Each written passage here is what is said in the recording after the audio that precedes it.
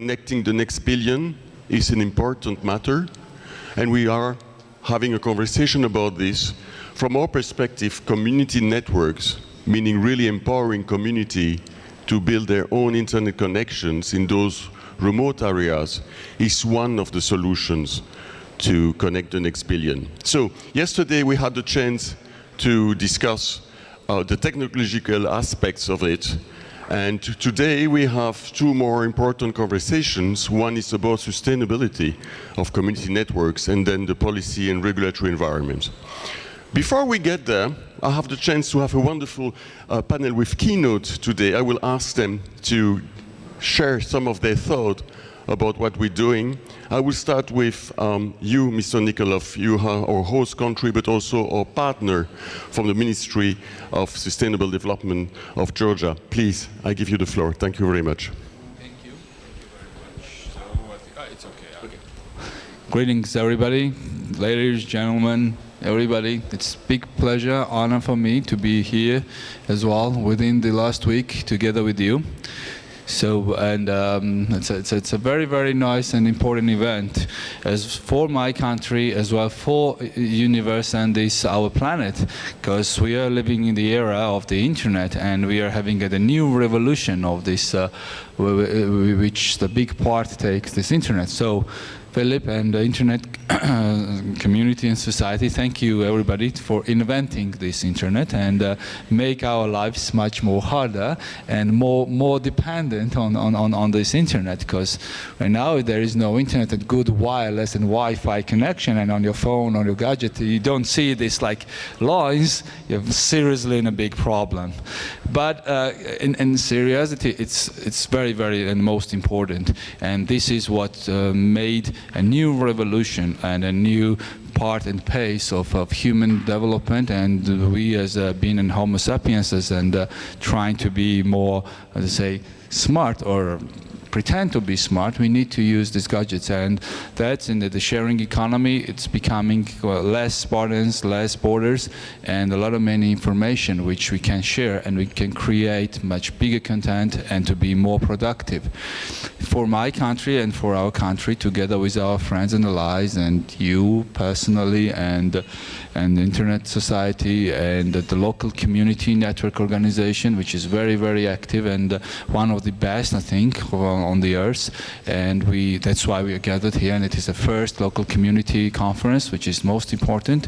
And once again, I'm not shy, because to say I'm very, very happy and proud to be with my friends and my colleague from Armenia to share the success story, what we have been able to do it together with a joint work.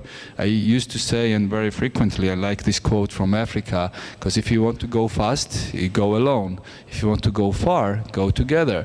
With together work, we've seen, and now we are, Ucha, I don't see him, but everybody knows Ucha and his organization, and his donors and his friends, with ISOC and with the international community that managed to create this network in very, very, very hardly accessible places on elevation above 2,000 plus meters, when you can hardly walk up, and then they installed antennas on elevation of 3,000 plus meters, and there was even a question yesterday, and what if when then the trees will grow up there, they will be shadowing antennas, will it work? And Ucha was like, you know, like fatal error phase, you know, a blue phase, you know, it's an alpic zone, the trees are not rising there, and it won't be a problem. But the problem is the wind, it takes maintenance, etc. And this organization, I will remind you, it is a non-governmental, it's non-commercial organization, and they're doing it for free for human sake and very positiveness. And with these actions, together with, of course, big support from Ministry of Economy and Sustainable Development and the department especially, which is one of the best and the strongest departments ever in this world, they managed to switch 79 villages. Okay, 79 villages, but the number of the population is 1,291, and these are 1,291 very strong, active community members from the worldwide society, and they have been able to get connected very with good quality to the global society, to benefit to it, to be part of it, of the social economical workings and activities. Many are very actively switched on the international platforms like Booking.com, like Airbnb. They are very active participants on Etsy and eBay with their handcrafting, etc. And which is most important, within like winter period up to 5 months, these villages are practically inaccessible. And those people are now very directly connected to the earth, to the global community, and they are not in reserve. So we are working very hard on this side together with the public community to minimize the inequality on this respect. Just very few words about what we are going to do, what we are doing together with our friends and colleagues and allies like your organization, World Bank, our neighbors and good friends and fellows.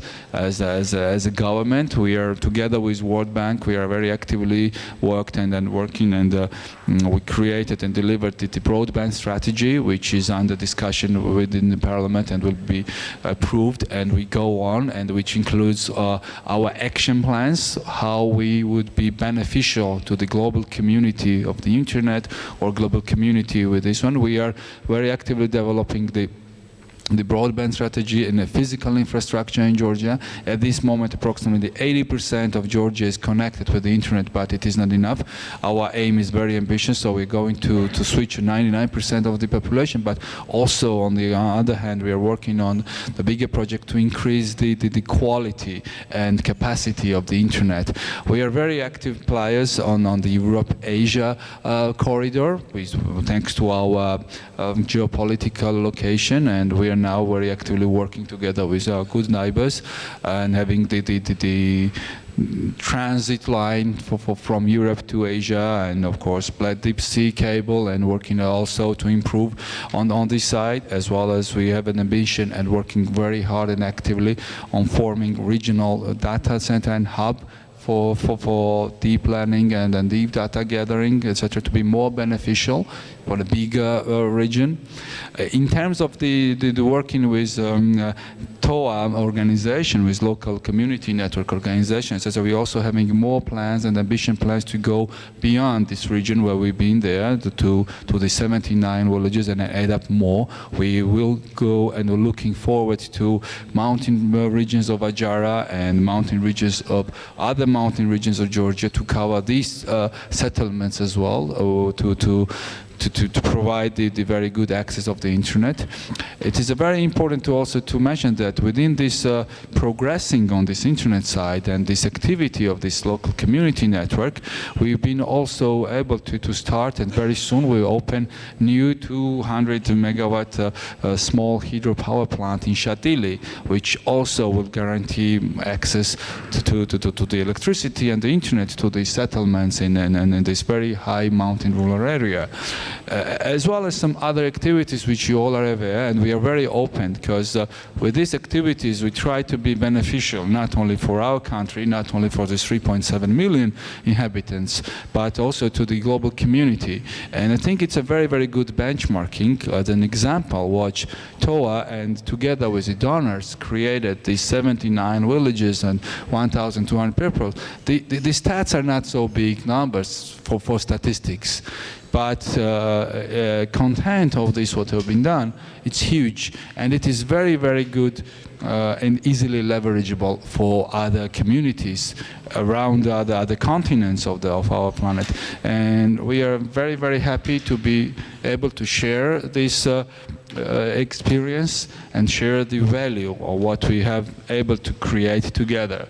So I'm very thankful to internet community, to all donors who participated, to Ocha and his team, to our department, Eka and his team, and everybody, And we are open here to any questions, any requests. We might negotiate with chat to assist. And once again, thank you. And we are here to deliver, and we are here to carry on. And the challenge is to go on, and we are accepting this challenge. And I'm sure that together we will deliver it in the future. Thank you very much. Thank you. Applause. Thank you very much. Thank you very much, and we're very happy to cooperate with you. Coming straight from Brussels, and we're very happy to have you today, Mrs. Penkova, a member of the European Parliament. The floor is yours. Thank you. It's an honor to be in Georgia today, especially in the year of the 10th anniversary of the Eastern Partnership Agreement. And of course, it's an honor for me to be speaking along with the members of the Georgian and the Armenian government. So thank you so much for having me here. So I would just say a few words from the regulatory perspective and how we actually see things. And I'm quite interested to see, to hear the insights from you, because I'm pretty sure this discussion would lead to fruitful relationships in the next years. So as we see on the posters, actually, the numbers show that half of the world's population is using the internet services today. The question is what's happening with the other half. We're speaking about more than 3.5 billion users, but that's still only half of the world's population. So obviously bridging the digital divide is high on the agenda of all the institutions in the European Union, speaking about the European Parliament and the European Commission, of course. And it's high on the agenda in some of the committees I'm sitting on in the European Parliament, such as the Regional Development Committee and the Internal Markets and Consumer Protection Committee, which are all dealing with all those digital matters and what's the most efficient way to regulate them. So as an example, I'll just give you, like, the European Commission had invested more than 14 billion euros between 2014 and 2020 to support the next generation of internet services and to help Europe develop further in that area. But apparently that's not enough, because some of those infrastructural projects can be quite expensive, and we can see that the internet operators and providers usually go for, like, the most cost-efficient and profitable projects, which is not necessarily what every region in Europe needs. And I'm just gonna go back to something that the President Juncker said in 2016, that the goal is to equip every European village and every city with free internet access. However, we see that's not happening, and there are many reasons for that. And it's not necessarily the reasons we're used to in the general split between North and South or East and West. And I'll just give you a few simple examples. If we look at Germany, for example, like Eastern Germany has much better wiring and it's better equipped because the new wiring was provided after the reunification in 1990, so it's much better off the Western Germany. So we should be thinking about those things when we're making the evaluation of how the services are being developed. It's not necessarily the traditional split. And of course, you've already mentioned some of the hurdles we have to overcome just because of the geographical or the regional specifics we have in certain areas. Like it's not, I'm sure it's funny to say, but like if you look at Greece or Italy, everywhere we try to dig a hole, you're gonna hit an archaeological site probably. So it's not that easy to develop those infrastructure that quickly and that efficient as we want to. But that's where actually the purpose of a community networks like the ones we're going to be discussing today comes into place. Because I'm sure together we can try to find better solutions and work in the most efficient way to continue connecting people. And I've been reading about the Truncated community network that's been one of the reasons to promote tourism and to inform about some of the most beautiful places in Europe, which is a great achievement, and we should be using those kind of achievements as an example for us to be moving forward. And obviously we cannot neglect the initial cost, as we've discussed before, but those are things we should be able to work together and overcome together. And I will just speak a little bit about the need of harmonized legislation and the importance of having a unified European digital single market, because of course we all understand the importance of the matters just because we're all here in this room. But as we said already, like the initial investments and the equipment is something we cannot neglect. So that's why I think the governments, the European Parliament, as we already said, are committed to help with co-financing and infrastructure to support that growth and development. However, we should be careful and bear in mind that governmental overregulation of the internet is not necessarily always the best thing for developing the business and to developing the growth in that area. So I'll just allow me to give an example of my country. I'm coming from Bulgaria. So the Telecommunication Act in Bulgaria is not necessarily regulating that strongly the internet providers in the way that they should be registered with the government all the time, which results in a country of about 7 million people with more than 880 internet operators. You can imagine how competitive the market is, and you can imagine that for the final consumer, that basically results in much lower prices, higher speed, and better quality of the product. So that's one example of how things can be done in a way to be stimulating small and medium enterprise businesses to lead to higher competition and obviously better quality of the service we're requiring. And in that sense, the community networks there are working quite well to support and help build the infrastructure themselves, because the coverage currently in Bulgaria is about 95% of the population in all regions has access to those services, which I believe is quite impressive for any part of the world. So, as I said, the national legislation should be internet friendly and support building the infrastructure without hindering the competition and the business development. And the important bit here is to make to distinguish the regulations on infrastructure and on content. And the example I gave again with Bulgaria is that the fact that the state is obviously looking into the content more. We're looking at cybersecurity, we're looking at hate speech, but the infrastructure is left to the businesses to help support and develop further in the most efficient and profitable way for them, which, as we said again, is obviously beneficial for the final consumer, which is the main purpose of us doing all that. I think I'm going to stop here. I hope we're going to have a lot of questions and fruitful discussions.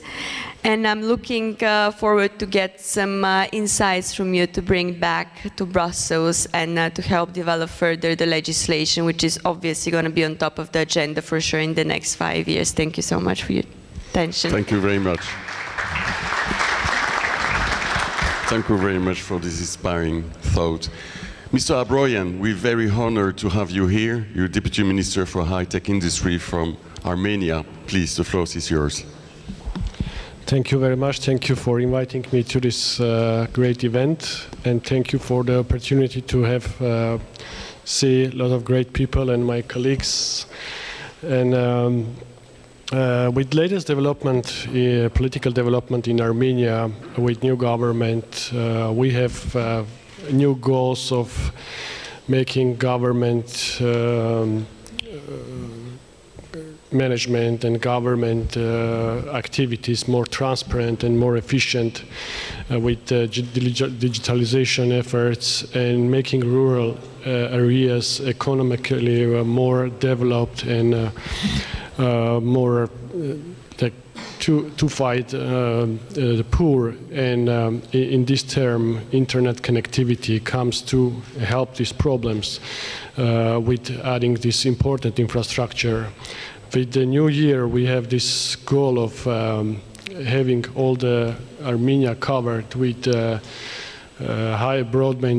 high-speed broadband internet. Currently, we have full coverage of 3G and mostly 4G internet through all Armenia, but we want to go ahead and improve the quality and increase the speed and quality and make it more affordable for all the regions of Armenia. And as my colleague, Mr. Alavidze mentioned, it's really important to also learn from experience of others, and with the experience of Georgia with community networks, I think it's important to leverage this technique and also use this tool in reaching our goal with making this connectivity happen. And government is going to invest into new internet fiber optic lines to the country. But also we think that it's important to see the community demand from their side, to see what how communities are willing, and they also want to participate in the effort, and this demand will just maybe help us to identify which are going to be the first areas we want to address, and with their help also. And our local private internet service provider companies, they did a really great job so far with almost very, very small support from government. They could build a reputable network to the Armenia, also inside Armenia, and also connecting Armenia with neighbors, with Georgia and Iran. But still, there are rural areas like mountainous, as in Georgia too. It's economically not feasible or not profitable. So this is where we want to step in and help to have this equality and have connectivity through the Armenia,